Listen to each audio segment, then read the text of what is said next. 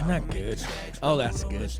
And even if I'm a little bummed, which I'm not, but even if something takes me by surprise or maybe I'm in a different mood, like that always gets me dialed in. Every time, man. I think our listeners have the same thing. It's Long Cut. Those guys are on tour right now, man. They're on the East Coast. If you guys don't know Long Cut, the music we play, JT, good buddy of ours, he was a Marine that served with me at division schools, and he is a country rapper now. Yep. Ooh. Hip hop, that's a thing. Right. That's like one of the fastest growing genres there is, which goes to show you how little we fucking know about music because it's growing fast. But he's good at it, man. It's super cool.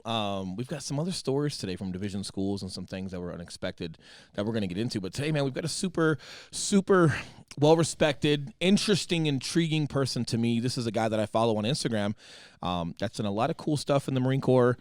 And, man, I super respect just his just the way that he writes and how he expresses himself on camera and some of his thought process. And it's a little different than mine. I'm kind of like a go / sprinkle of idiot / sprinkle of something else in there. And the way that he talks, it slows me down and it forces me to look at things from a different perspective, which I really like, man, because I think if there is a quality you can have, it's just slowing down and having some self-awareness of I'm a this.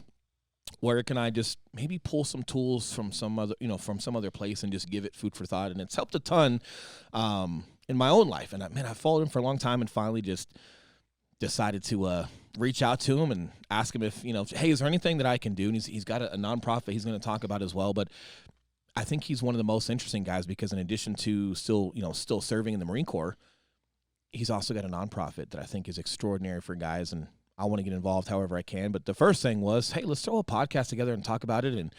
But without further ado, man, we'll kind of get into it. His name's Tom Schuemman, normally known as Sir. And I got to tell this story, man. We were telling it. But just for all of our viewers, they can have some context on the Marine Corps. And so I was telling Eli about Tom coming on. And, hey, man, I've got this guy, Marine Corps officer, and done some cool stuff. He's got a nonprofit, man. It's just he's super creative. And a lot of guys that are still on active duty don't really get that creative with some things. I'm intrigued by it. And, hey, he's down to the podcast. I'm excited. And I'm telling Eli everything he needs to know but what he actually needs to know. And he's like, cool. Well, what's the dude's name? And I go, Sir. He's like, no, man. I was like, well, hey, man, here's kind of how it works in the Marine Corps. Like, that's what I call him. I was being funny, but it also purposefully gave Eli an opportunity That's right. reach out on Instagram. And did get his email address. I did. I was impressed with that. I did get his email address. He actually sent that to me before I asked him, so I'll give him credit for that. But no, man, it was cool, and it gave you an opportunity to say hi to him. But Tom Schuemman's on today, Marine Corps officer. You're at the Naval Academy currently, correct? As a professor? Yep. So for those of you that typically listen to this when you drive or you work out, sit down, grab a notebook and a dictionary, because he's gonna spin some cool stuff on you, and should be a good one. But Tom, welcome to the podcast. Welcome, man. Hey guys, thanks for having me. Still an infantry Marine, so I would say grab those weights. Don't need to necessarily sit down just yet. So if you're about to get after it, proceed, continue. When you asked, I'm a big believer in kind of starting with yes and trying to find value where I can. And you bring up your background and your experience, and I just know that I'll benefit and I'll be better by the end of this conversation, just getting to learn from you. And you've walked down paths that I'm not familiar with. And so anytime someone with those types of experiences says, hey, and not just like business experiences, but life experiences, someone says, hey, would you like to talk? And someone has some wisdom, it only makes sense. Only a fool would say, I'm not interested. Right. And so if time is our most precious asset, right, I'm going to invest it in places where it's going to yield. So here we're talking business already, right? So I'm going to want this to yield. And so this is going to be good for me. And so appreciate the opportunity. 100%. 100. Well, and here's the deal. You've already been an extraordinary value to me through your social media. So my job today is to not devalue the trust that you put in by coming on the podcast with us, but giving listeners a little bit of context before we get to your nonprofit, PB ABBATE, correct? Correct. Just a little context on, just who you are and what your career kind of looked like, as far as like the path you chose to take within the Marine Corps. Sure. I am an infantry Marine. I did ROTC, commissioned, went to college in Chicago. Why did I serve? By the way, if for those of you who've heard me I've done some podcasts within the last year. I will always make it a point to say that I find my own story very boring. I know many interesting individuals. I like to tell their stories. There's one, that we have a mutual friend that we'll get to talking about that. Those are the kind of stories that I think are personally interesting. So I like to, if you want to hit 2 times speed right now or hit the 15 seconds jump, this is where you do it.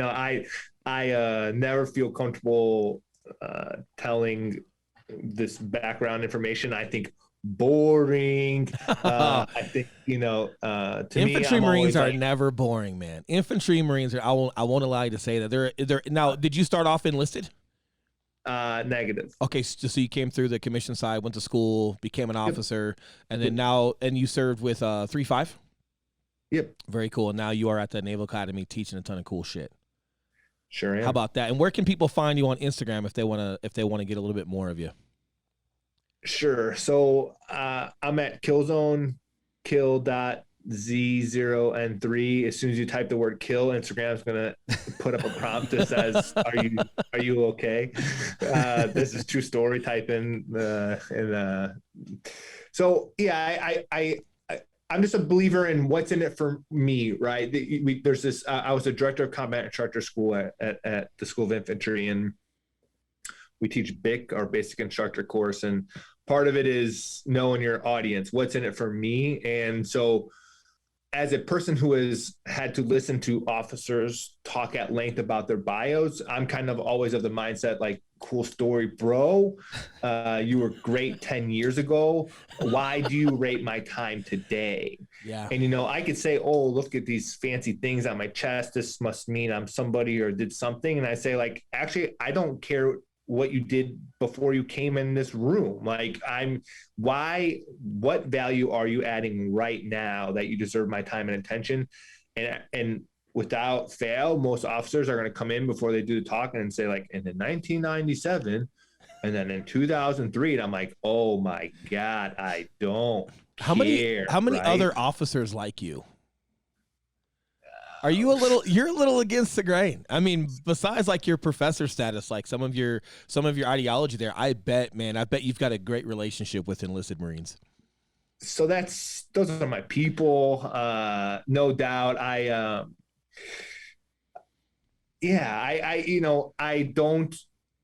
I'm going to school so the Marine Corps is sent me to get 2 different master's degrees and then over 3 different universities over 4 years. So one of my, when you want to talk about dumb grunt stereotype, don't like it. The Marine Corps has invested hundreds of thousands of dollars for me to think with my brain, right, as a grunt.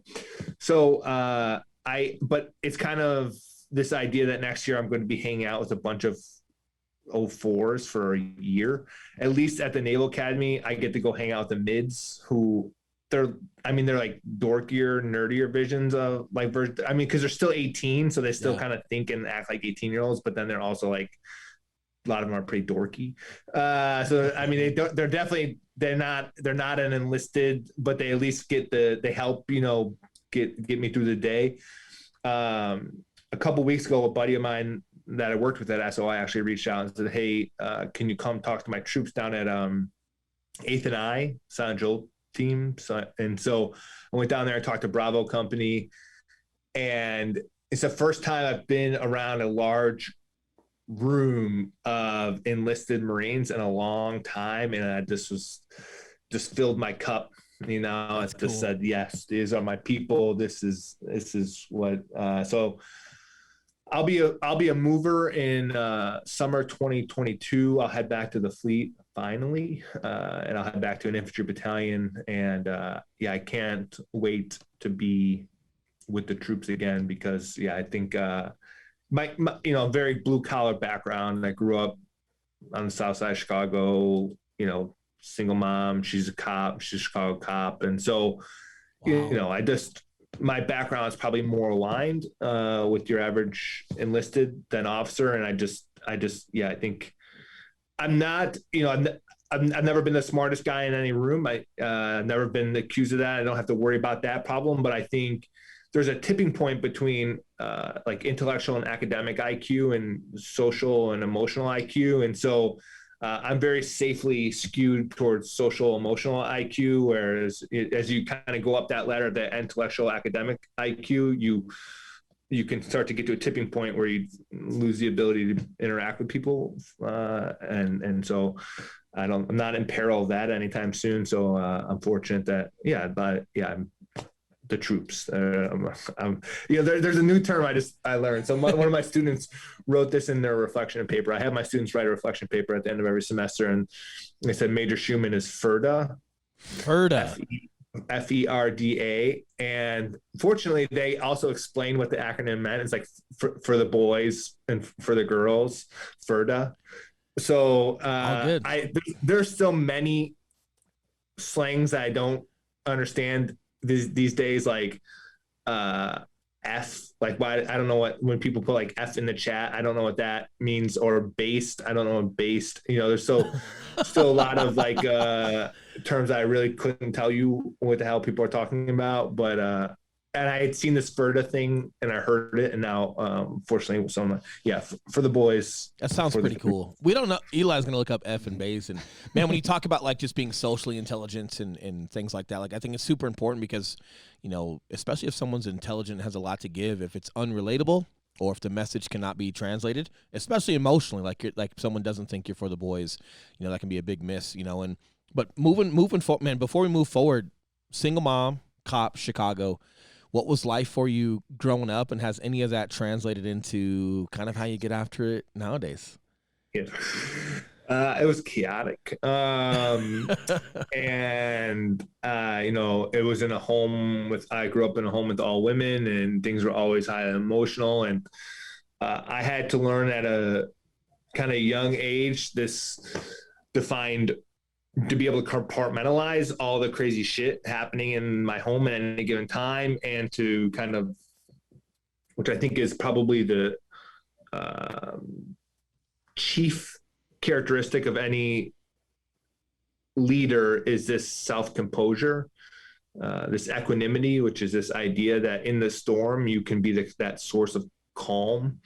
And so when we're in a firefight, my troops need to be able to look to me as a source of stability. And so when I deployed with Kilo 35 as a platoon commander of Sangin, then I deployed again with 1st Reconnaissance as a JTAC and then as a visor. And both of those deployments were extremely kinetic. And when I got outside the wire and found myself in crazy situations, I just said, everything's all fucked up and everything is, I said, I know exactly, I've been training for this my whole life. I said, I just gotta, I gotta put order. This is all case. So I say it's like entropy and homeostasis. Entropy being all the chaos. It's like, this chaos needs someone to order it. I've been ordering chaos from a young age. And so let me just, this situation needs some mortars. This situation needs a little bit of a machine gun. Some rockets and guns would be good right here. And so now support by fire position here. And so it's just like, here's how it's just big, chaotic, messy situation, which I'm very familiar with. And now it just needs someone to apply order to it. And I know how to do that. And so I felt like a lot of things were validated under fire for me, in that this is probably the right profession. I think it's difficult to know that until you actually are in the fire. But I just like Michael Jordan probably needs to have had a basketball in his hand at some point, I probably needed to be in a firefight at point. And where he performs his best is the fourth quarter, championship games. Where I found that I'm at my best is under fire and more chaos the better. Right. Two things that stick out to me when you're talking about that, especially as we segue kind of into business and we talk about PB ABBATE and what you're doing with that. Was there something that stood out to you? Because you're still in the Marine Corps, and a lot of guys come out and a lot of people try to put together nonprofits, or a lot of times that can be a very not superficial in a bad way, but a very immediate reaction, especially nowadays with social media and the internet. A lot of guys want to do nonprofits because, at first, especially when you're getting out, you want to give back or you want to stay close to your comrades and things like that. You're still doing it while you're in, but you're also pulling it off, and there's business that comes to that. So I've got two questions for you with that. Is the decision to create the nonprofit, was there anything similar to combat as far as like something being a mess and things that you had to organize there? Was there something that the veteran community was lacking? So you felt like, man, there's some disarray, there's disorganization, there's malicious people trying to take something from it, and then these other organizations aren't doing enough that are for it, and I feel like I need to come in and create some order there. And then, so that's my first question for you. Second question that we can answer as we move forward is, being under fire, when you go on deployment, was introduced to you. They placed you into that environment.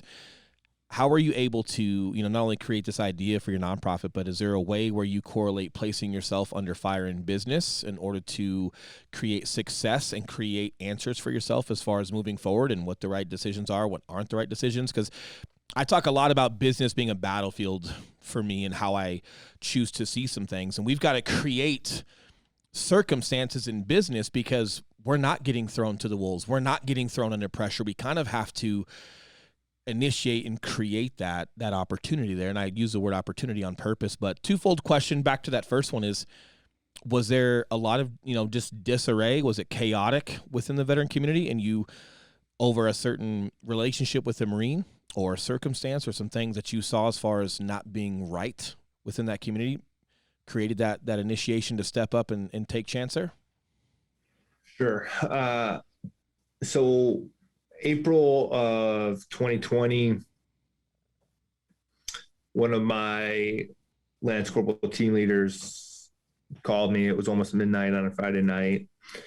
When my commitment to my troops is, once we fight together, and I consider, like you're saying, everything's a battlefield, right? So if we served together, we fought together. And so once I serve with you, it's a lifelong commitment. There's no expiration date. It's not, it's like, whether it's 1 year, 10 years, or 20 years, I'll be there. Right. And so anybody can talk. I put those into action probably weekly with a letter, recommendation, a reference for a police department.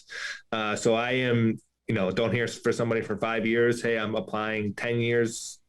And it's like, roger that, no problem. And so it was April of last year, and I got a text that one of my team leaders, Corporal Justin McLeod, had passed away. And McLeod, he was not my first Marine who had committed suicide, but it was probably, that one was particularly tough in that right before we were set to deploy, he was going to EAS. He had just had a kid. McLeod had college baseball scholarships, but he decided to enlist in 06, 07 timeframe because he wanted to go to the war. And so he passes up this opportunity to go play baseball in college. He goes to Iraq 3-5, does a MEU at 3-5, and then he's going to get out. And I just say, hey, he goes, sir, I just had my son. I talked to my wife. I think I was thinking about extending. I think I'm going to EAS. And I said, man, you got to do what's best for your family, but just know that you are designated marksman. You are top land navver in the platoon, and you're one of my best team leaders. And so I know you have a family. This is also a family. We could really use you. Do what you need to do, talk to your wife again, and just let me know. And he comes back and says, yeah, you're right, I'm going to extend. And so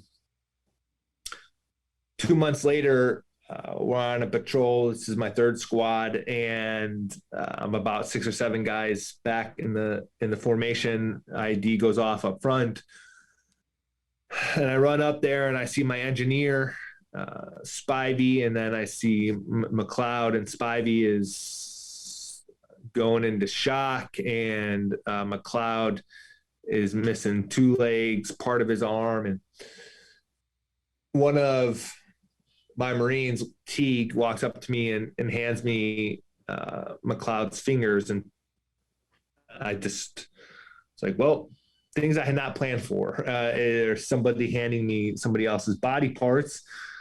And so I just said, thanks, Teague. And I said, go hold security. And I put these fingers in my cargo pocket, and I got the medevac inbound, got the LZ swept. And once I kind of get all that, and Sergeant Decker, my squad leader, kind of course, helped me there. And then once all that was in motion, I would always go to the casualty, because anytime you have an amputee, it takes a whole bunch of people to kind of work on that guy. And so I would always pull one of the junior Marines off. And so you would go hold security, let me put my hand in their guts. Right. And, McLeod is expiring, is just flatlining, and so now I was faced with one of the hardest conversations I've ever had. And I'm trying to tell this Marine, I said, hey, you've got to stay with us. You're going to teach your son how to play baseball. You got to stay with us. You're going to coach his little league team. And those were all his goals, right? He's going to get out and coach his sons, and he's going to teach them how. And now I'm trying to tell this guy who's a triple amputee.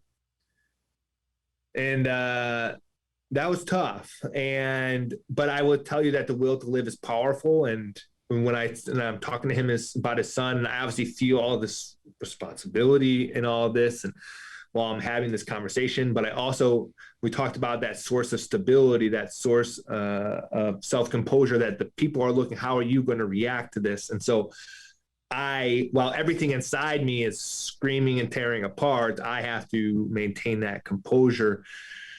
And, but once that seed got planted, that you're going to stay here, you're going to make it for Desmond, the will to live is a powerful thing, man. And he stayed with us. And the issue with McLeod is he ended up getting, hundreds of surgeries, and he was always in and out of the hospital on meds and everything. And I think finally just all that took its toll. And so, I had the platoon of 35. I had 19 casualties, 3 killed in action, 1 being the guy 2 of the guys right behind me, 1 Benagua, 1 Pedo.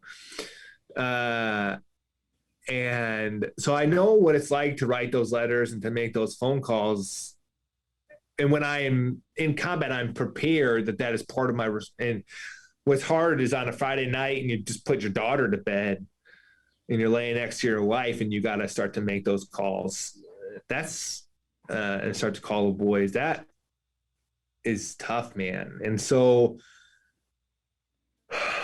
that was kind of the first step. And then 2 more of my Marines from when I was a company commander killed themselves within the next 30 days.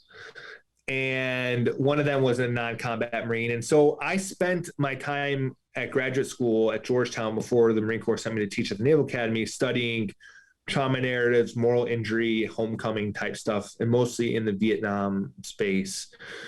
And there's a scholar called Jonathan Shea who wrote this, Achilles in Vietnam, and it's all about veterans and homecoming and moral injury and this kind of stuff. And so I was very well versed in his works. And if you've ever read Tribe by Younger, this idea of, everybody needs a tribe, everyone needs to feel like they have a purpose, and that's kind of a layman's version. Tribe, I highly recommend Tribe. And so I said, what first I want to start reading the VA suicide reports and find out what are they say, what are they saying the cause, and what is.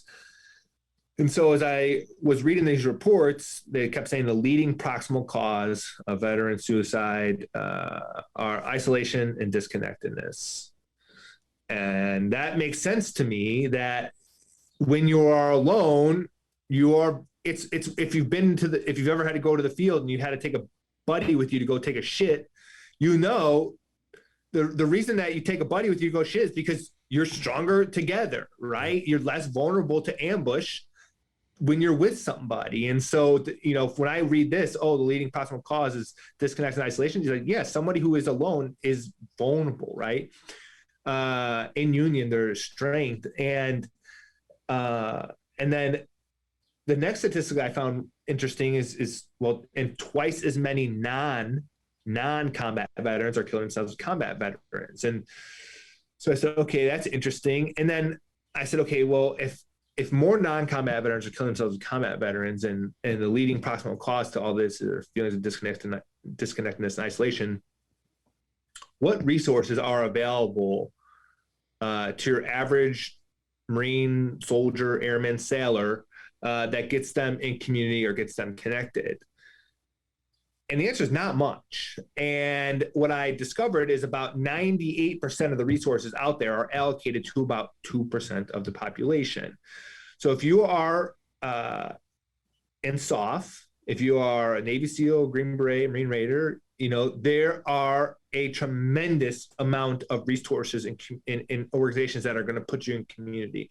If you are combat wounded, there are lots of organizations out there dedicated to support you, which to me makes sense that was initially the main effort.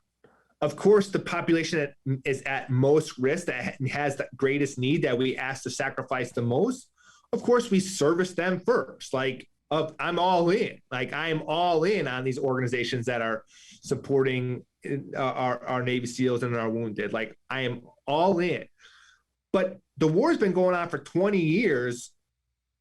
And you know, can we not at some point start to get to a place where it's not only, and why are we still there when the data is suggesting otherwise, that these other individuals need community and need these resources? And so what I found is that there was always some kind of barrier to entry.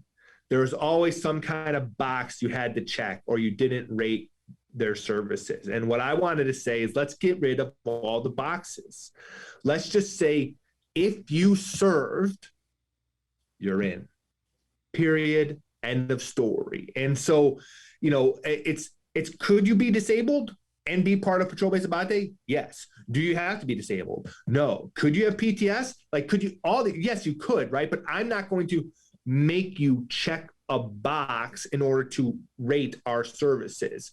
And you know, there's a guy like me, I check a lot of these boxes. You know, there's lots of community resources but it's the idea that, what if I don't want to introduce myself as disabled? What if I just want to say, like, hey, I'm Tom, and I'd like to be connected and plugged in with other vets because we speak this common language and there's some trust, and we could just, what if I don't want to say, oh, I'm Tom, I'm PTS? What if I wanted to say, hey, just like everybody else, I have a desire and a need for community, and I don't need to narrowly define myself as one of these check marks. And think about being a Navy sailor on a submarine. You are responsible for the nation's national security. You're a strategic asset. You have nuclear missiles on your submarine. That is a very important job. And you spend 6 months to however long in very close quarters with a lot of other people who are making a lot of shared sacrifices, right? And I bet you become a very tight, cohesive team. And then you get out. Do you know that no one says, oh, you're an E4 Navy sailor on a sub? We got to, you know, no one cares, you know, no one cares. But to me, I do, because I know that you are one of the less than 1% who have now had this incommunicable experience where you said, I'm willing to die for everybody else here. And I don't care if you're the chow hall cook in the Air Force or the admin clerk in the Army, all of us have signed that check. And that means something. And that it's hard to replicate that experience anywhere else. And so it's this idea that that service, regardless of branch, regardless of community, regardless of combat, non-combat, intensifies this human need for tribe connection and purpose. And so all of us will have this identity crisis at some point who have served, where someone's going to hand us a piece of paper, a DD-214, and they're going to say, you're not that anymore. Yeah. And you're going to say, well, I still feel like that, right? I'm actually still in my uniform. You know, I went to the IPAC, I went to the admin office, and I'm like, nope, you're not that. You got a piece of paper that says you're not that anymore, right? That's, of course, that's, you feel, and so with Patrol Base ABBATE, we want to say, hey, you actually do still have a community. And we're really invested right now in getting active duty members in our ranks, because what we want to do is be preemptive, get left a bang, you know, so that when you do transition, because all of us inevitably will, you're already plugged into the community. And so I'm saying, hey, PFC, start now, join PB ABBATE, because you're going, whether you do 4 or 40 years, you're going to get out at some point. And, you know, that vulnerable initial identity crisis, if you already have that community, I think it'll really kind of mitigate a lot of those risks associated with that initial vulnerability. And so we said, hey, you know, we got to get people connected. Okay. How do we get people connected? How do we get people in community? Well, let's do shit that people are into. People are already forming communities around stuff somewhere, right? But let's add the element of being veterans, of people who have served, so that there's a lot more trust already kind of established, that we speak a common language, because language is kind of a critical element to kind of forming a relationship. So you and I can just start, before the episode started, can immediately just start talking, because we share a common language. Yeah. And then it's like, okay, you said you're into the lifting weights. Okay, now it's like, now we can talk about lifting, and we can talk, we're veterans. And so like automatically we are getting connected. And so I said, so let's start a strength club. And anybody who likes, let's start a fight club. Anyone doing jiu-jitsu, let's start a gun club. Veterans, lots of veterans, you know, a book club. And now we got 15 different clubs. We got an art club, a yoga club, a surf club, mountain bike club, you know. And so it's if 2 or more veterans are into something and one of them is willing to lead it, we'll build the community around it.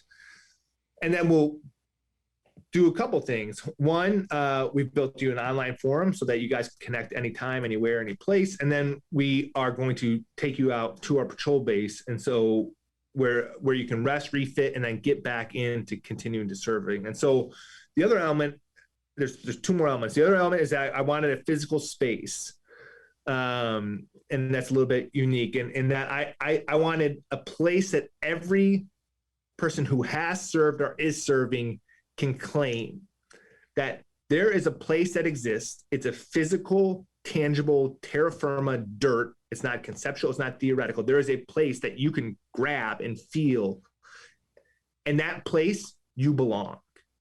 Like, who, me? I was just, and I said, no more I was just. Lose the I was just. You served. It matters. You're in. But I didn't deploy to, and I just was a Air Force. Don't care, bud.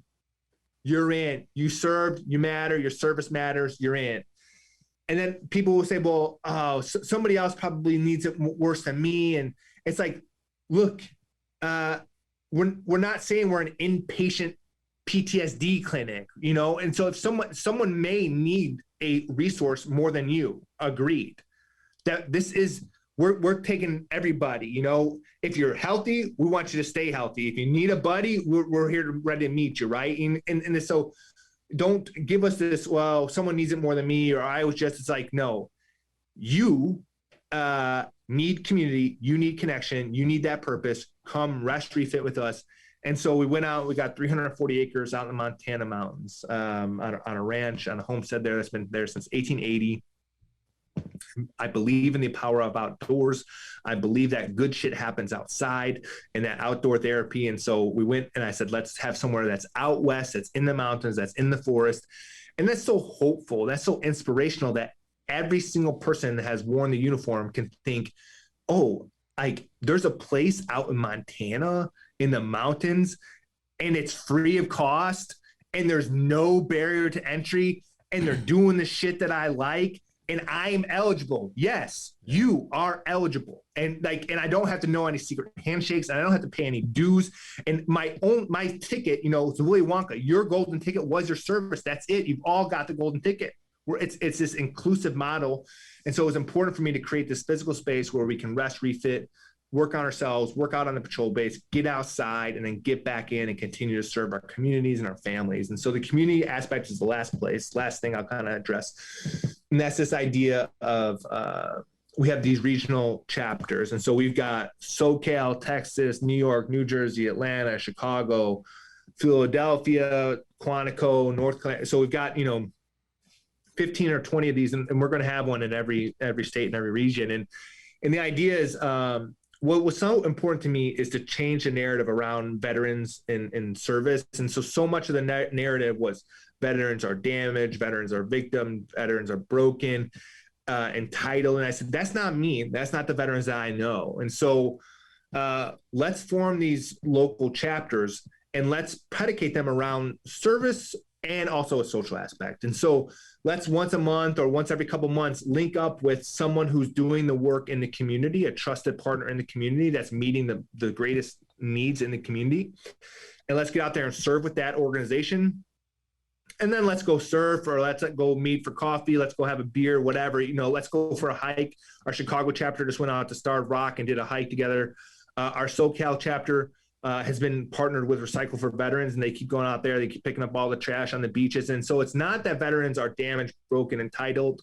It's that veterans are men and women of service and who continue to serve and who address our greatest needs. And are people who are willing to make sacrifice. And so our regional chapters afford members, once a month they come together, some kind of social aspect and some kind of service aspect. And so it's that physical community and it's that purpose. There are lots of veteran service organizations built around service, and so we're not saying but that's just part of what we do. We can provide the manpower because of our inclusivity. 17.4 million veterans are eligible. Because of our inclusivity, almost 2 million active duty reservist National Guard members are all eligible. And so whatever your organization is, we say, hey, do you need some manpower to do, clean up whatever, go to soup kitchen? Like we've got a PB ABBATE club in your area and we'd like to serve. I think I did not see, I kind of shifted the paradigm in that it was not a whole lot of boxes that you had to check. It was like, hey, it's an inclusive kind of paradigm where your service is your admittance to entry. It's incredible. It's incredible. And just to throw some knowledge your way to increase your vernacular, in business, they would call you a disruptor, right? Okay. They talk about that in real estate a lot. They talk about it in the fitness world where someone infiltrates an industry and completely turns it upside down by doing exactly what it needs. And it's literally in the opposite manner. Like for you, it's like, hey, veterans are going through enough, whether they were combat experienced or not. And we have all of these stipulations and other obstacles / boxes they got to check. And they don't even like talking about it in the first place. They're already reluctant to ask for help because they're people of service. They already don't want to ask for help. So why are we asking them 30 different questions that says right in front of their fucking face whether they qualify or not? They're going to get 2 questions in with 2 no's and they're going to give up on it and not even seek to help, versus going to the root of it. Are we here to help veterans or not? And then removing every question also removes every opportunity for a veteran not to get the help. Well, somebody needs it more than me. Well, you don't have access to who we're helping right now. We have room. We're here for you. It's not your job to say whether we can take you in or not. We already said we can take you in. So you're eliminating their excuses, those self-imposed restrictions that they're giving themselves. You're eliminating it. And then secondly, with all the different clubs you have, you're also not allowing the typical look or hobby of a veteran to be bottlenecked into just lifting weights or bow hunting. You want to do yoga, you want to ride a bike, you want to slam your dick in a door? Really? Oh, and there's 2 of you? Great. We got a dick indoor slamming contest. Great. Awesome. Have at it, right? Like, and I'm being funny for the sake of the podcast, but you're eliminating every self-imposed restriction someone's looking to give themselves while creating endless opportunity to just be a part of it, you know? And like, one thing that stuck out for me was when you're like, yep, nope, here's your DD-214. You're not this anymore.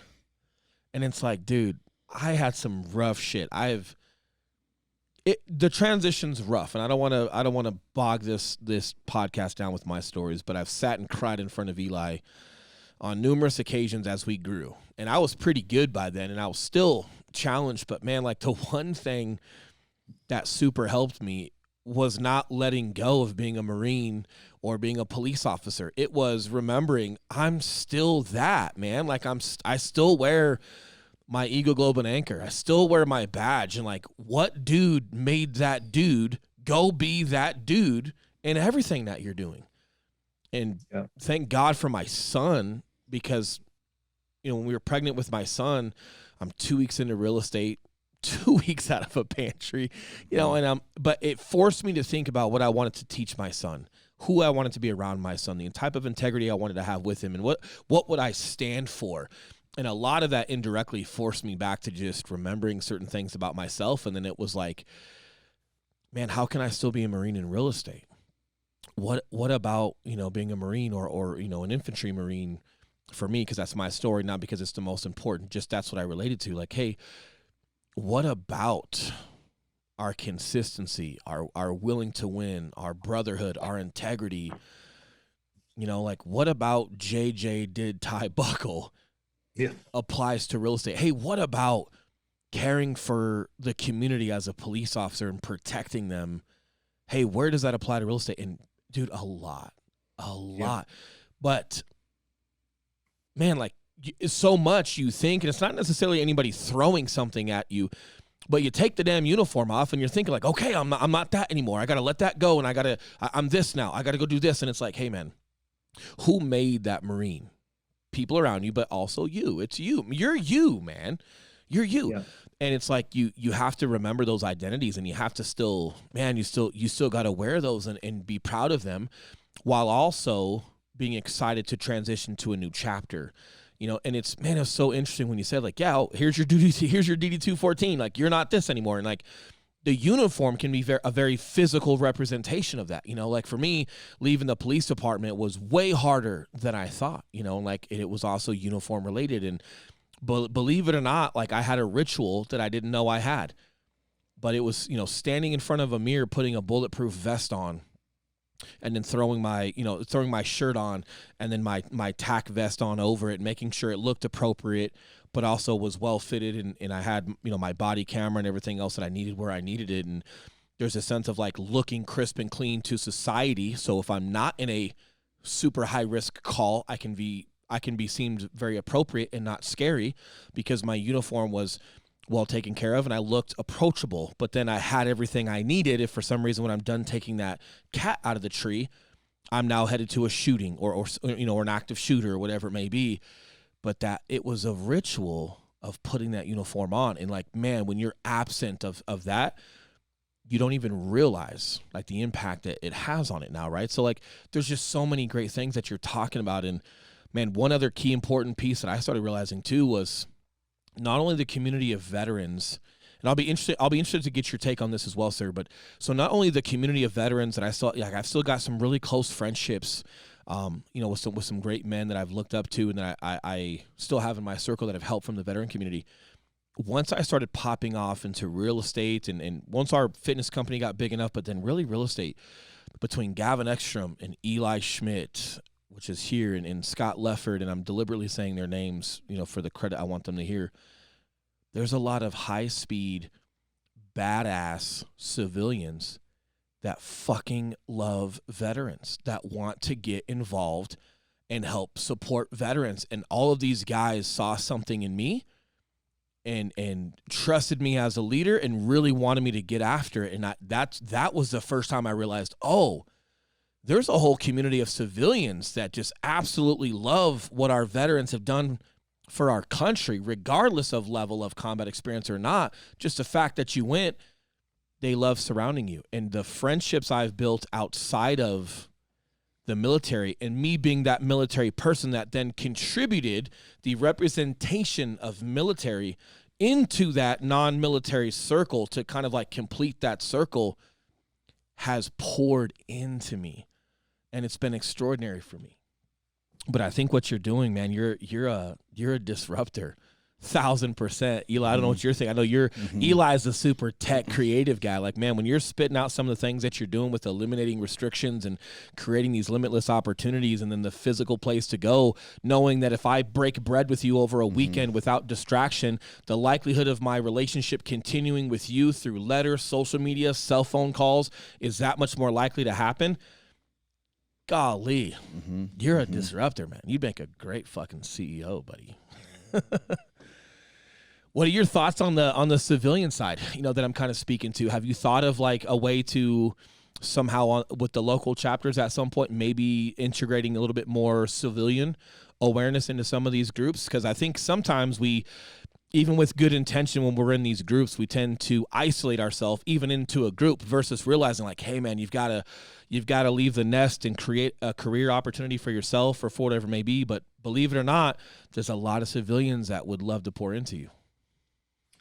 So I think we're happy to especially partner with civilian organizations in those communities. Again, it's who has the trust and credibility, and we want to say, hey, we want to continue to serve. And so if it was Habitat for Humanity, or what's the one with Sarah McLachlan where you cry because the dog is on the ASPC or whatever, so like you want to go help puppies, we'll so I think we're very happy to come alongside and partner, especially in our regional chapters with just 2 weekends ago, a guy called my outdoors captains. Her name's Tiffany Aguiar, and she's a captain down with Marsoc right now, runs the logistics. And she said, hey, some guy reached out and said he wants vets to come hang out in his box this weekend at the NASCAR race in Charlotte, and can PB ABBATE provide the manpower to come, and so I think,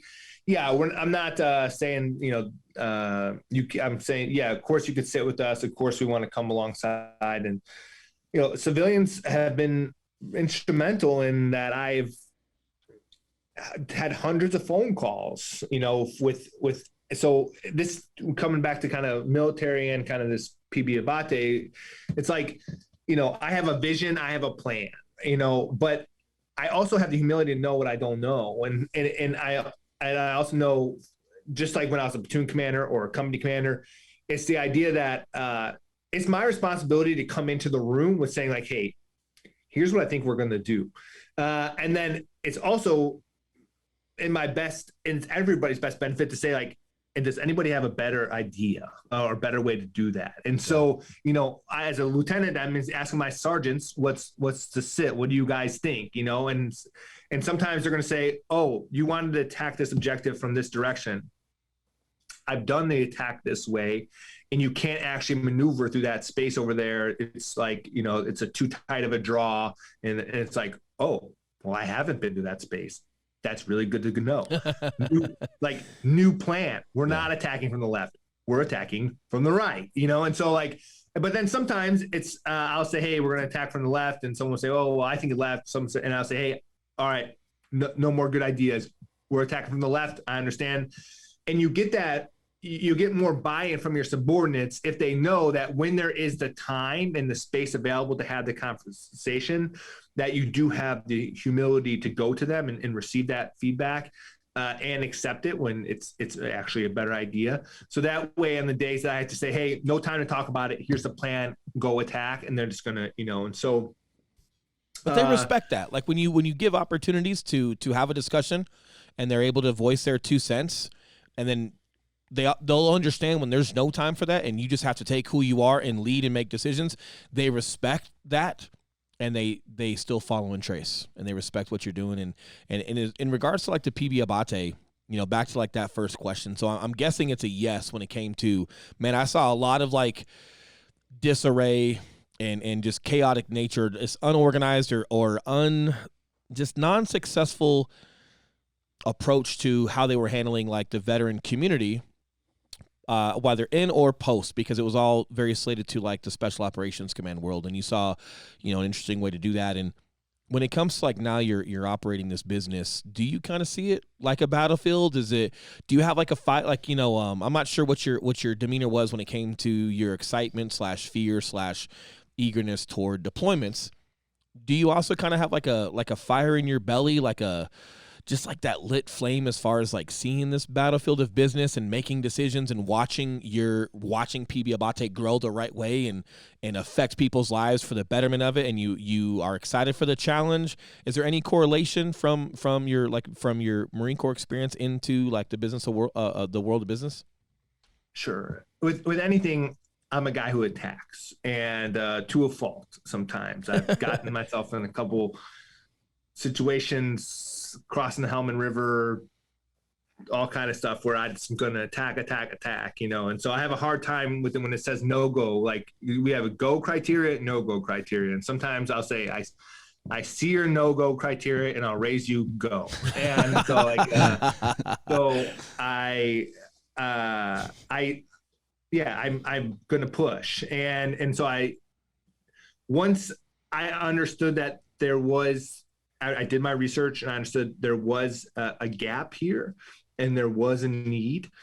I said, let's get after it. But for me, I know it's all about one, the vision, and then the team.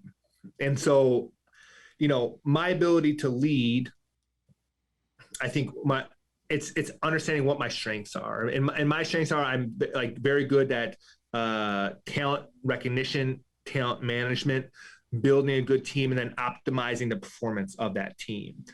And so where it's nice in the civilian world or the business side is that it's my duty to train, mentor, and develop and coach you, okay, as a leader. At some point, there's either not going to be enough time. We're not going to get you to the standard required under the time allotted, or it's just clear like you're not it. Right.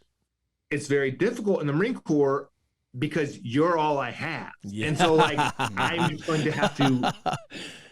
And where here it's like I get to be very selective, and I know many talented people, and it's on me to be the salesman to convince them that I need them to come on my team. But once I have them on my team, it's just, I'm going to keep pushing the throttle. And so, and that's, so it was hundreds of hours on the front end of calling, getting on somebody's calendar, making the call, getting them to, cause it's all voluntary organization. No one's getting paid. Right. And so each person, little brick by brick to build the team. And that was, and it starts off, there's no one on the team but yourself. It's like, I don't, and it's like, hey, you want to join this team? It's like, who's on it?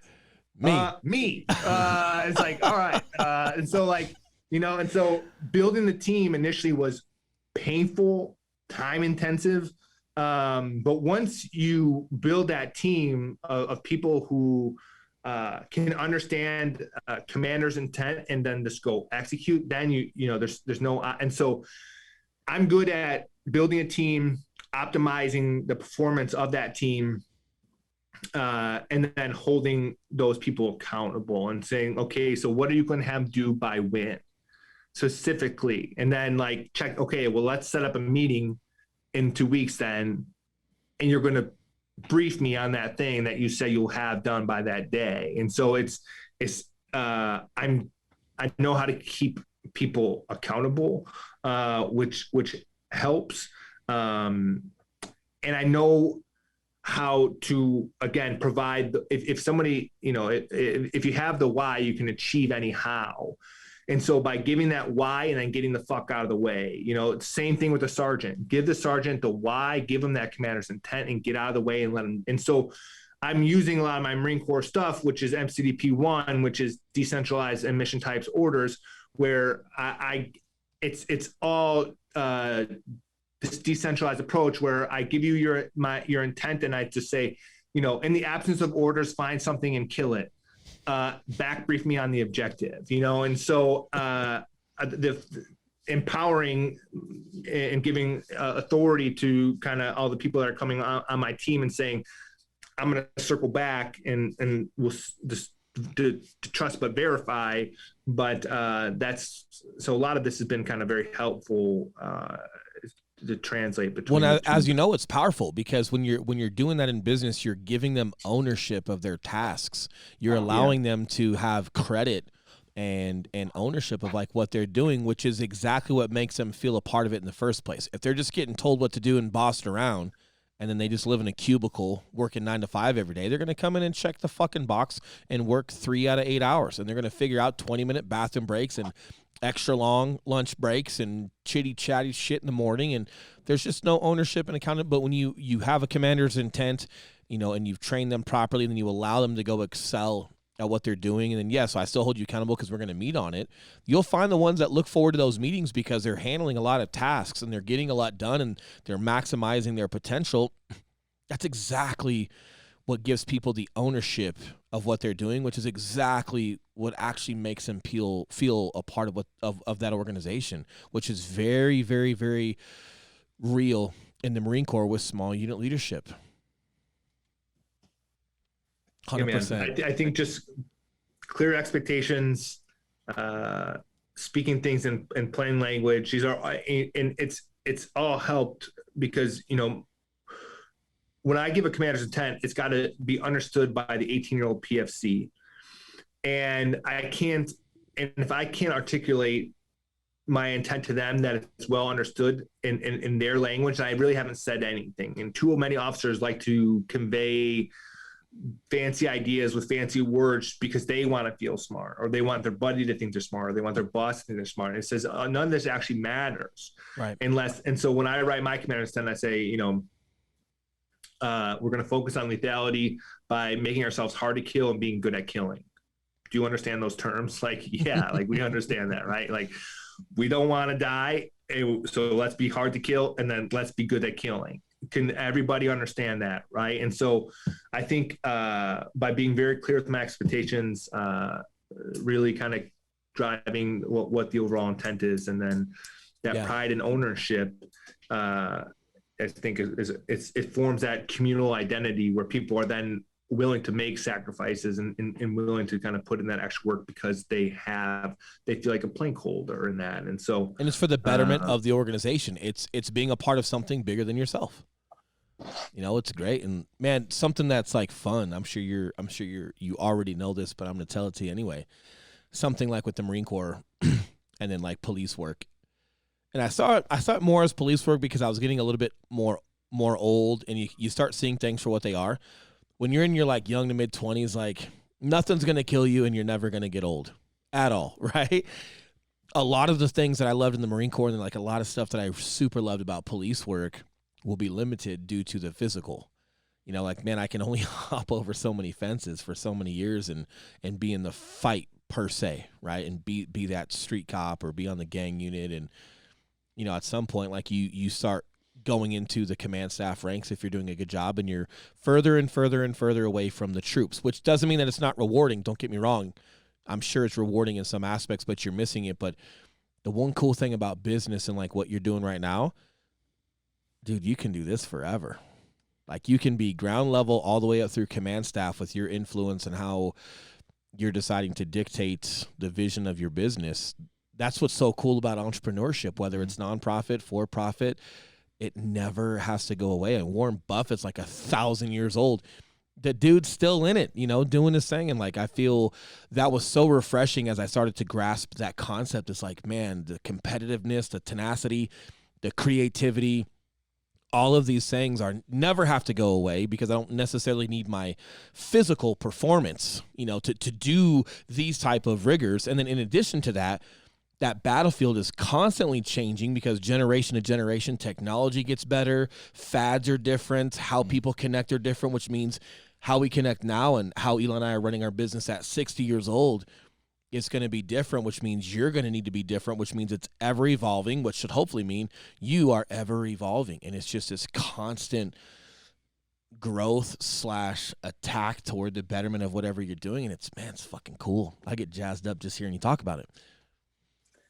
It's been exciting, and more than anything, it's driven home the idea that leadership matters, and real leadership matters. And, leadership very much based on competence, actually being good at what you do, having character, and then actually giving a fuck about the folks that you work for. Compassion. Are you willing to listen, learn, help, and then lead them? It's that active listening. And so, that translates very well into, and so, I don't know, I know a little bit, very crumb about business at this point. Today I was having a buddy who has had many businesses and taught at business school. He was helping me go over our pitch deck. We're trying to put together a pitch deck, right? Do I know anything about a pitch deck? No. I know a little bit about a pitch deck today, after I was coached through it, but it's this idea that leadership is very transferable, and that both civilian, military, there is not enough good leadership out there. And so that to me is exciting, that I can continue to do this at any age, at any that I can continue to lead and serve. And you, man, and this is no disrespect to your Marine Corps career, current career, past career, future leader as a Marine. But here's what's a crazy idea. Your impact as a leader might be greater and more significant the further and further you got into that civilian sector, into growing PB ABBATE and exposing it to the masses, versus just, your command staff and where you're at selected in the Marine Corps. And again, it's not because you're not an amazing person in the Marine Corps. It's because of how how high demand true leadership, especially a guy from your background, is just craved in the civilian sector. I mean, I'm sure you see it with Jocko and him building Echelon Front. Jocko was a lender. He was in the real estate like we were, man, and saw a ton of different disconnects there, and started working with different companies. And then before you know it, he built Echelon Front, which is a huge organization that takes, Navy SEALs into Pepsi and Johnson & Johnson and a bunch of companies, and they go hang out with them for 3 or 6 months or whatever it is, and they help build small unit leadership within their chain of command, within their organization. And but here's what's crazy is as much as we all know about Jocko, some people still have no clue who he is. And he's one guy in one, intermediate level business with, 100 employees or less, as far as, instructors out there that are influencing this ocean of business with adequate leadership. So there's just a lot of things that are out there. And again, it just never has to end. And I'm super excited to see is just where your leadership and your impact goes as you grow. Yeah, when you talk about impact, I mean, a successful leader accomplishes a mission, a significant leader accomplishes a mission and makes a lifelong impact. Right. And I learned that from Sergeant Ian Tawney. But the more importantly than being a successful leader, a significant leader in Patrol Base Abate, we're the fastest growing veteran service organization right now. But more importantly, we've already saved lives, and we are saving lives. And so when you talk about, again, that significant leader, that lifelong impact, well, what's more significant than actually saving somebody's life? And so I think there's no reason we can't be the largest veteran service organization out there, because there are 17 million eligible veterans. There are over 1 million active duty National Guard and reservists, and they're all eligible. And we're saying, and you talked about this, and so how I say is like, we'll meet you where you're at. Yeah. You don't have to be, you used one example of a club that probably there's not a huge following in, but it's like, hey, you're into that? Okay. We're building. And so you don't have the dick in the door? You don't want to repeat it? So, Dick Slammers. Dude, imagine a bar that's called Dick Slammers. Who's not going to sir, you see a bar, you're walking in Georgetown, you're done reading some books, and you see a bar called Dick Slammers. You're not going to go, oh, fuck, let me just take a quick peek. All right, one beer, fuck it, let me roll in. Oh, shit. I mean, I've found myself in some pretty weird situations, so I wouldn't say that. Maybe so. More importantly, back into your point, though, as far as like you going to where they're at. Yep. And so, I think when you said this may be more impactful, I think hopefully we need to raise over $1 million in this first year based on the growth of the organization, and already 7,000 people in the first 6 months, and that's just me and a couple folks, and so I just think that undoubtedly there is significant potential to make a big impact here, and I think I think it'll be very very rewarding. It already has been very rewarding. You're a disruptor, man. Like, what do you think, Eli? You got anything? I know we have. By the way, Eli is Jewish, which means he probably has a ton of money. So after the podcast, we'll see if we can't scratch a mill from him today. Oh, that's funny. No, man, it's been fun. Just kind of being a fly and listening to you guys, man. Just to stress, kind of what Will said earlier about like real leadership. That was something from, man, like being a civilian especially when in business, you hear that word thrown around a lot. Every book about leadership and everyone calling themselves leaders. And it wasn't until I got to work around Will to where I really got exposed to what real leadership was. And real fast, man, I learned it's not all it's cracked up to be. And it's hard. And there's going to be a lot of people that don't like you. And it's vulnerable. And it's like, you got to be okay being the bad guy a lot of the times. And as a civilian, my only real exposure to leadership is just, I don't know, like you see fucking Steve Jobs talking on stage, and you're just like, oh, wow, what a leader. And you getting to really see what is behind the scenes of all that is really, it's not talked about a lot. It's the small unit leadership. It's like within the ranks, who's pushing that needle forward. And something that we see in the civilian market a lot is, is one or the other. You're either like really good at selling homes and you're a great practitioner, or you sucked at it, so you'll be a team leader and you'll create a course and tell people how to do it because you talk really well. So you'll create a course on how to do it, and it's all hypothetical, it's all theory, versus like, hey, and this was embedded in me in the Marine Corps, and it's not in the civilian war because you can kind of call yourself whatever you want. You can just go own a real estate team if you like, but in the Marine Corps, like you're not a team leader unless someone tells you you're going to be a team leader. There's meritorious promotions. There's, or even if you're going up for promotion on time, like if you're not fit for that, you will not be that. And then they will remediate and they will help you in order to push you along and push you further. But regardless of rank, like some guys were younger, man. Like some guys just understood and were really good at fire and maneuver. They're a fucking team leader, and there's corporals that just didn't have the capacity for it, and they just weren't quite there, and some things like that. But even getting away from that, the bottom line was you were invited in to the ranks of leadership because of your competency within your billet. And I think that matters in like, just context on us, sir. I didn't open my fucking mouth until we were top 1% in the world with what we were doing. And then it was like, cool. All right, hey, but guess what? Now we're gonna throw a little gasoline on this, and I am gonna say some shit, and we're gonna bring some people around us, and we're gonna start helping people do it the right way, because a lot of you out there are just taking people's money and trying to sell courses, whatever it may be. But we've actually done it the right way, and we've gotten this accolade here. That gave me, I guess, what I felt was permission, because in the civilian sector over here, like I could have been a team leader 5 days into being a realtor, right? Now, would that be a good idea? No, but there's also nothing saying that I can't. So it's like, man, I didn't have anything inviting me into leadership like the Marine Corps or the police world. But once I started hitting certain achievements, I kind of created a parameter of like, hey, if I could achieve this, that means I've done A, B, and C consistently, and I've succeeded with other people around me. Like, hey, cool, that's when I'll open. And it was the top 1% in the world. That was my goal as we started approaching that number. And that was for Berkshire Hathaway, very respectable company. And that's when I just started just like, hey, you know what? Maybe I'm good enough in business now to just be a squad leader and put a handful of people around me. And what's better than a good squad leader? And Eli, to your point, leadership hurts. You had to make decisions that hurt. And I had a Marine who I loved, could not stop drinking. And he had, before he came to me, he'd be an NJP'd for drinking, reduced in rank. And then I did everything I could to get that Marine meritoriously promoted back to that rank. And I had the sergeant major pissed at me all the time that this was the package I was putting forward. He's like, he's 6 months out from an NJP. I'm like, I don't care. He's head and shoulders above everybody. He needs to be a corporal again. And then we deploy to Australia when I'm a company commander.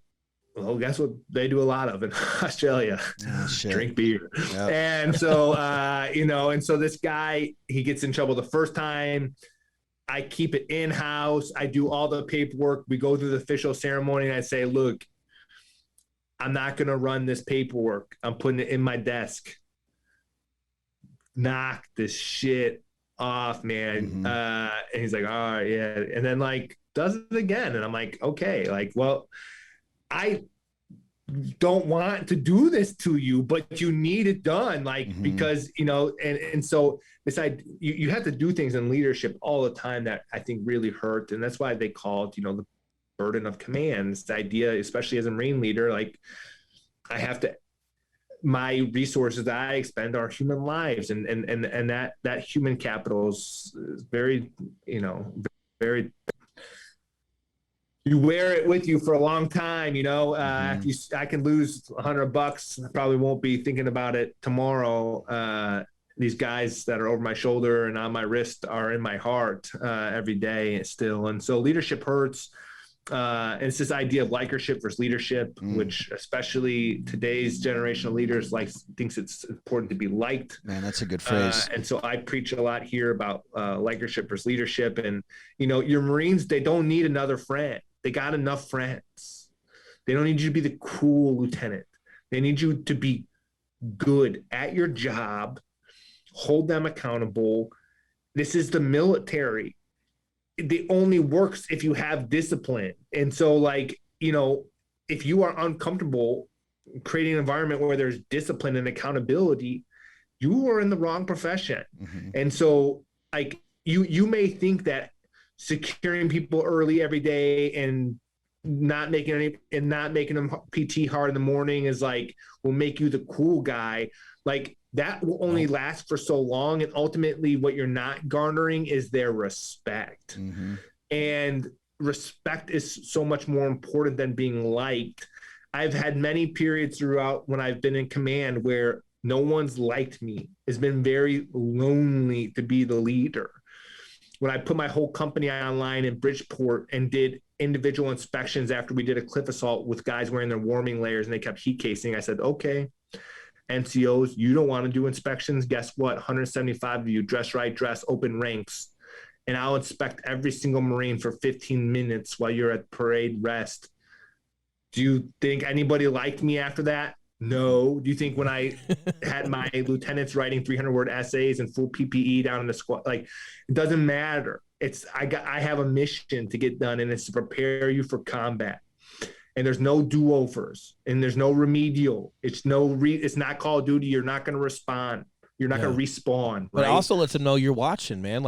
Gear lists come out, so that's also to show them, hey, you're accountable. If I ask or if I submit a gear list, you will get it done. I mean, period. Sure. Those are important lessons. But you're right. Some people put the weight of good lessons to the back burner versus being kind or being popular. Now, how do you balance that, man? Because you talk about that, but then I've also heard you mention, the hoops you were jumping through for that kid that was drinking, and then also taking the time to listen to people and be empathetic. How do you balance and find when to be that guy and when to be that guy? Yeah, judgment. Yeah, that's a great question. So it's clear but not easy, and it's you can never forget that it's a human business. And I think so often where I've made mistakes is that sometimes when you're a hammer, everything looks like a nail. And, you come in my field of view, hammer, right? And so sounds a lot like Eli. Yeah, right. Yeah. It's been important for me to remember that everybody's got a story, and that everybody's had come into this and so 99.9% of the time, what I tell people is results, not excuses. Don't be sorry, be better. But there is that 1% that person has a real, legitimate, valid excuse, and don't you would screw it up so much if you came in and so taking the time to say, hey, man, is there anything I need to know? what's going on? Are you doing all right? How are you? Right. And so and then it's like, okay, nope, you're just being a dirtbag right now. Okay. The pain, there's going to be the beatings will continue until the morale improves. Right. And so now but I went to a wedding of one of my Marines recently, and I met some of his, kind of figured out a little bit maybe where he was from. And I thought, this explains so much about this guy. And I really was very hard on him. And I think he had come from an environment where people were really hard on him. And he probably needed a pat on the back, sometimes, or a little hug, more than me punching him in the mouth saying, get better, I don't care. And so I thought, man, if I would have taken a little bit more time to listen and learn, I would have known how to help him, and I could have led him more effectively than he and I kind of always butting heads like we did. And so, I think you never forget that it's the people business, and that everybody's coming to this world with the, life with their own story and their own experiences. And it's just like the exploration of it, right? Just to kind of add on to that, like time, with someone does a lot, because it gives you, especially like all the time you spend with Marines, or like all the time we spend with real estate agents, it gives you time to execute plans, be hard on people, set the bar high. But then in the interim of like projects or missions or training being executed, it gives me an opportunity to be harder on someone, expect more, or pat them on the back and say, hey, great job. And then just to watch the reaction, to watch like, hey, did patting someone on the back just kind of like let them coast for a week? Or did patting them on the back here, man, really jazz them up and really give them some ownership of what they did? And then, cool, how do I navigate that from, I don't want to just be giving pats on the back out, because I think it makes you feel better. I want to make sure they're earned. But man, just being cognizant that, hey, if there is there, just allowing that to happen. And that's something I've gotten better on. I've always been like, hey, expect more, and I've been friendly about it in the civilian sector, but I've also gotten really good at I guess I'm thinking I'm better at it. Eli will correct me if I'm wrong, and I'll beat his ass after this podcast, but I've been a lot better at, man, like if someone did a great job, having nothing to say, saying great job. And we've mentioned this to a couple of our agents. We had a get together not too long ago, and it's just like, hey, I see your emails coming through, and I see all the communication between you and Eli, and that, hey, I saw this get executed. I didn't need to say something for the sake of saying something. It was a great job. Hey, great job. And like it, man, especially within civilians, like that gave a couple of women that we have, that are within our team, an extraordinary amount of confidence and ownership that they can execute at the level they're executing, and just giving them permission to kind of be at that rank and that confidence to continue to move forward and take on more. I paused on purpose while he was writing to make that pause. Dramatic effect. Hey, yep. Comm's coming a little bit broken. Oh, can you hear us now? Okay. Yeah, I can hear you. Cool.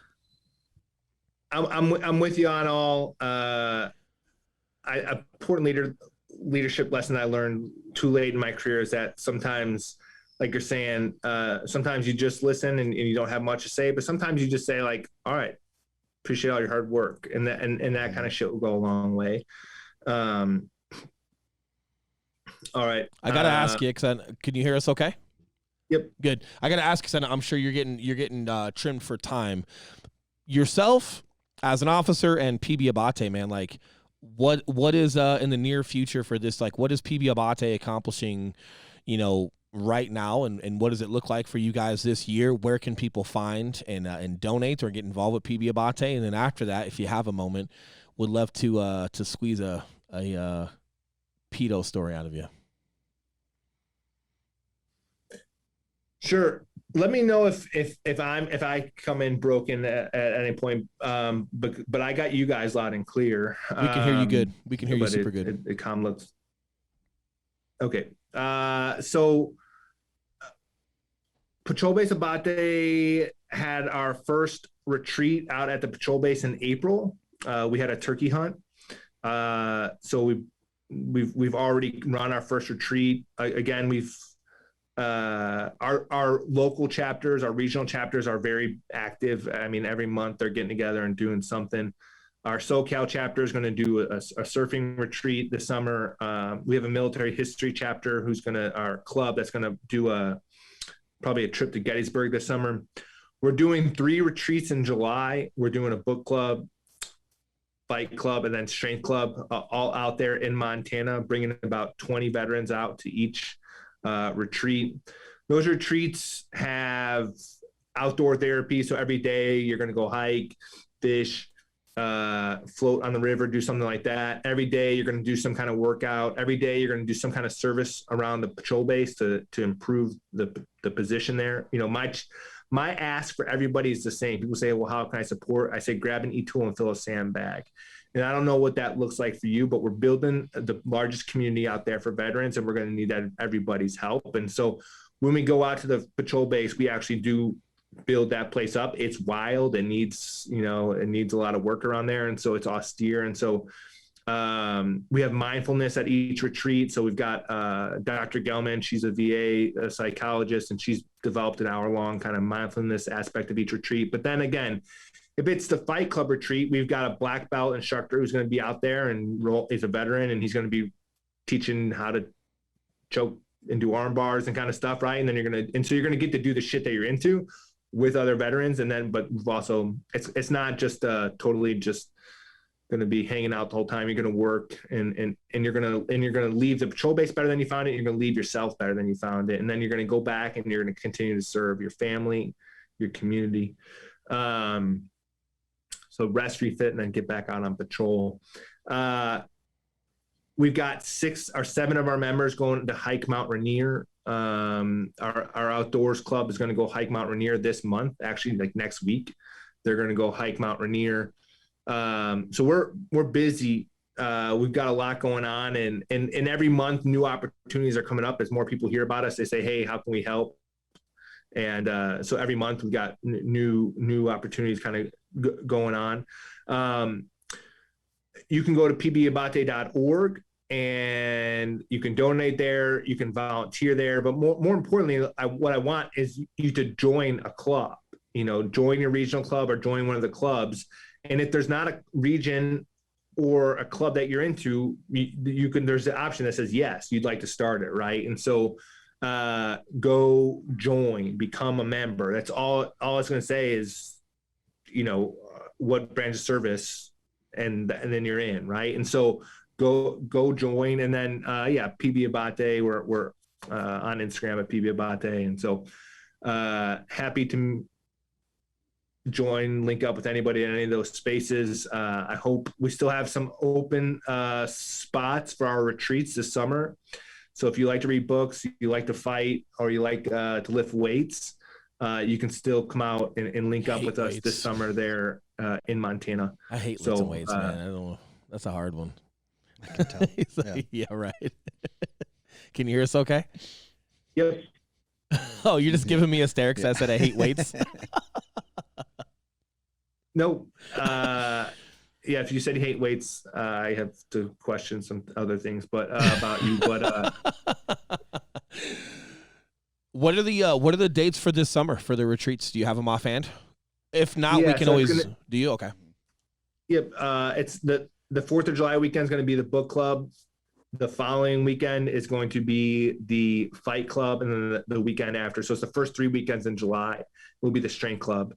But yeah, the application is hung on the website right now. If you go to the veterans tab, or if again, veterans and active duty tab, it's there. So, you can go apply. Right we can have Eli throw that up on the it'll be in the notes. We'll put the links in the notes on the podcast. So wherever you guys are listening, iTunes, Spotify, Google Play, wherever that's at, we'll make sure we have all the contact for Instagram and for all the other links that are posted. Yep. And so we right now, our space is we lease it for $1 a year from another veteran. Eventually, we're going to want to have to own that space, and so I need to raise $1 million by the end of this year to kind of cover all the programs. When we say free of cost, we mean free of cost. We fly you out, which is expensive. Yeah. We feed you, we pick you up from the airport, we cover everything. And so with the amount of veterans that we're servicing, with the amount of programs we want to run, and with the rate that we're growing, we definitely need to raise some money. But we so far we've had some really generous and been very fortunate so far. But the demand continues to increase, and so we've got to be able to continue to increase the supply, because we don't ever want to say, hey, no room at the patrol base for you, based on just cost. That we don't have enough bandwidth or resources. Correct. No, I love it. And obviously, and however we can help, we'll have to chat offline and see what we can do to get involved as well. And Pito, I saw him, a little bit of context, and then we'll get out of here and let you get back to your day. But that is super ironic because, Corporal Pito, was he a sergeant when he was with you?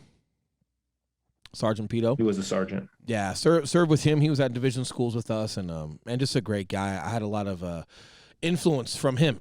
I was a younger instructor. I was a sergeant as well, but a younger instructor coming in and having that, especially when you're at that level of instructing. There's a lot of dogs there. There's a lot of sergeants there, and they're great at what they do. And I had a lot to prove to myself. I had a lot to prove to other people there. And Pito was one of the senior guys that was there that just gave a lot of poise to that type of like environment. And I was talking about it earlier before we got on. I remember him, it's a way of talking Marine to Marine. And I was a little frustrated one day with some things, and he's like, Grimes, you're still young, dumb, and full of cum to try to quit at anything, or be, and he's like, but that also means you're a little hard-headed. And it's like, hey, here's where more poise is good, and hey, here's how to get after it. And you don't got to convince everybody that your intent's good or your ideology is good. Just get out, get after it. And the response from the people that we're instructing speaks for itself. You're doing a great job. And just hearing from him that I was doing a great job and just getting a little bit of advice, man, like it's something that, I post about it on the anniversary of his death every year, and then I talk about it to you. I talk about it to everybody I'm around, and I might use a different frame of speaking. But it's that memory, it's that car ride, out to the range when I was with Pito that still rings true to today, and then ironically we're getting on the podcast and we're getting ready to start, and I see him behind you in that photo, and you were like, yeah, that was my patrol, when he passed away. And I just, man, it almost took me back a step today because it was unexpected, but it's just very serendipitous per Tom's words of just like, just being in the right direction on the right path, or just little key innuendos that might let you know you're in the right path. And I guess it's all on how you dissect it, and however I want to dissect it's for me, and that's kind of how I see it. But what was your experience with him? Is there any leadership qualities or any stories or memories you remember from Pito, that are significant or that would be good for sharing for the podcast? Yeah. Pito, one, was just a real resourceful guy. That was one thing that, we're in Helmand Province, Sangin District, one of the most austere places in the world. And he'd be like, hey, sir, I just got some steaks. You want a steak? I'm like, where the fuck did you get steaks? And like, he's just cooking them over a fire pit, and just always got a smile on his face. And on the day that he was hit, so Pito was part of like the headquarters section, but the company gunny would go wherever I go, because the company gunny was my boy, and Pito would roll with the company gunny. So they're really kind of honorary first platoon members. And so Pito was kind of always going out on my patrols. And so when Gunny had said, sir, I haven't been in a fight in a couple of days. I know wherever you go, you're going to find a fight. You think I can get out on your patrol? And I was like, yeah, Gunny, no problem. And so then later that night, Pito came in and said, hey, sir, Gunny said he's jumping on one of your patrols. Do you think I can go? And man, I was like, yeah, of course. And next morning, he's outside my mud hut, and said, sir, I scrounged up some pancakes. And again, I'm like, fucking pancakes. Okay. And we went out that day, and it was the first time a local had told us where an IED was, which was significant because the locals pretty much hated us. And this mullah came up and said, "Hey, there's an IED in front of my mosque. Can you come get rid of this thing?" I said, "Sure." And so I sent my engineer to go. I put my engineer and a couple guys down to go get rid of the IED, and then 2 different fire teams went up onto 2 different rooftops to kind of do overwatch while he did that. And I'm watching while I'm up on this rooftop. I'm waiting for this IED to get reduced. I see 2 Taliban guys in the field about 300 meters in front of me start doing their radio checks and op checking their rifles. I'm like, holy shit. And so I just tell my radio operator, "Are you ready? We're going to shoot these guys on 3, 1, 2, 3. And the guy I shoot, I kill. And then the guy my radio operator shoots crawls away. And my gunny calls me and says, "Hey, sir, we want to go follow that blood trail while we wait for this IED to get reduced." And I said, "Okay, go ahead." And I always went with a maneuver element. And this is like the one time that I did not go forward. And they followed his blood trail to a building, and then they lost a blood trail there. And but they go inside this compound, and in the courtyard, there's a dozen or so IEDs. And they call me, Gunny calls me and says, "Sir, you need to send the engineer up here when he's done with that one. There's a bunch of IEDs in here." I said, "Okay, either sweep your way out," because they had an old 311 Lance Corporal cross-trained with the metal detector in there who was finding these IEDs. And so I said, "You either need to sweep your way out or just don't move, and I'll send Benagwa your way." And so I send Benagwa up there, and he goes in there, and he's already put charges on multiple IEDs. They found like 3 or 4 IEDs. And he went to sweep one to put a charge down, and it was tamper-proofed, and it blew his head off. And so I'm up on the roof of this about 300 yards away, and I see the smoke go up, and I know exactly what that means. And a couple minutes later, Gunny comes up on the net and it says, "Sir, we're going to need to call for a body bag. Benagwa doesn't have a head, and we don't want to carry him back like this." And I said, "Okay." So I call an adjacent platoon. I said, "Hey, can you guys, they were not too far. I said, "Can you guys bring out a body bag from your patrol base?" And as they were getting close to that compound, the Taliban ambushed that platoon that was bringing the body bag. And Benagwa went to be the first guy out to go help them, which I think, or Pito was going to be the first guy out to go help them, which I think also says a lot about Pito. And as he went to run out the door, there was one more IED that they hadn't found. And he stepped on the IED, and it split him almost in half. And that was a feeling I'll never forget.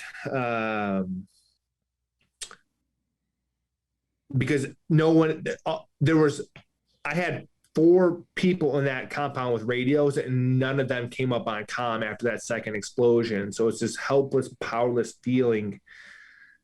So I jumped off the roof, and I'm running up there. And as I'm running, Gunny comes up on the radio, which felt like an eternity, but it was probably like 1 or 2 minutes. And he says, "Sir," and Gunny was a former DI, had that real raspy voice. He's like, "Sir, I'm hit." I'm like, "I already called in the medevac, Gunny. I'm en route." And Gunny was some 7th Marines, and he was close with Pito. And Gunny ended up dying a couple years later after combat, which was also a very tough loss. but Pito didn't die that day. Corporal Bland, Corporal Leahy did some really heroic stuff and put him back together. He would die from infection a couple days later at Walter Reed, and his parents are always thankful to the efforts of some of those Marines out there that day that gave them an opportunity to say goodbye. But man, it was I'll always think about, when he asked me if he can come on that patrol and showing up with breakfast the next day, and the fact that he was going to be the first one out to help those Marines who came in contact. And that's why he was rushing out of there. And just always a smile on his face, and a very good dude, and is very sorely missed. Super missed. Yeah, he's a guy I think about all the time.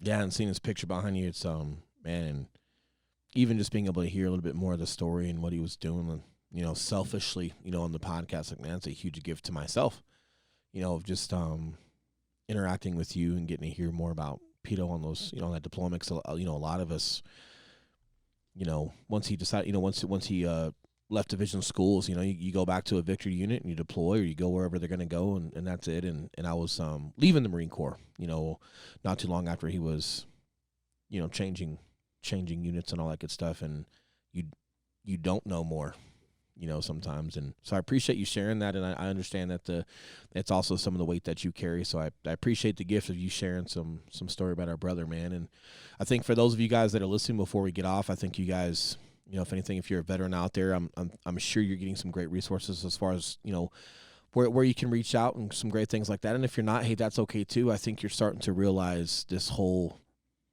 just like the creed of a Marine and where the fire comes from, and just where our don't quit, kind of dive in feet first, or head first, however you say it, just going all in, and just realizing that, hey, if you're here and you're breathing, you have an opportunity, and you have an opportunity for a lot of reasons, but mainly because of guys that went before you. And that's something that I think about, every single day. And man, just can't express to you how much I appreciate you sharing some of Pito, in addition to everything else that you're doing for veterans and just for the business community, and also shedding some light to veterans that it's okay to be an entrepreneur as well and get after it. And like the whole, like, if not you, then who kind of thing. If you see, and it's just something we talk about in small unit leadership, or at every level, even if you're just a junior ranked Marine, if you're looking around waiting for someone to tell you what to do, why aren't you making a decision? Because you might be the only one left to make a decision. Or if you're the one that sees something, call it out or make a decision, fall back on your fundamentals. And if there's some things that you think are an opportunity in your future, why aren't you taking action on them? Why are you waiting for everybody else to do it versus just taking some ownership of your own future? Absolutely, cool. Brother. Super cool. Hopefully we have you back on, over these next, over this year and next year. And man, I'm excited for everything that you're doing. One, to personally be involved, and to be a value add however we can. But then in addition to that, just bringing you back on the podcast whenever you see fit, as far as just sharing some light on all the progress you guys are doing and just spreading that word. And hopefully one day, man, we'll get this whole D-Slammers bar up and convinced, hopefully we'll have, we'll call it D-Slammers instead of that other word. But maybe one day we'll convince you to have a D-Slammers club. That's funny. That's funny. Absolutely. Well, sir, we appreciate your time. With all of this, we're gonna start some outro music and wish everybody well. And as soon as we cut that out, sir, we'll if you hang on for a couple seconds, we'll chat with you and then we'll let you go. Yeah, hang tight one sec, guys. We appreciate you. Listen, this has been the day one. I almost said D-Slammers. Day one $0 podcast, guys. Check us out on YouTube, iTunes, Spotify, anywhere you check out podcasts. Absolutely. We'll see you next time, guys. Thank you. Out.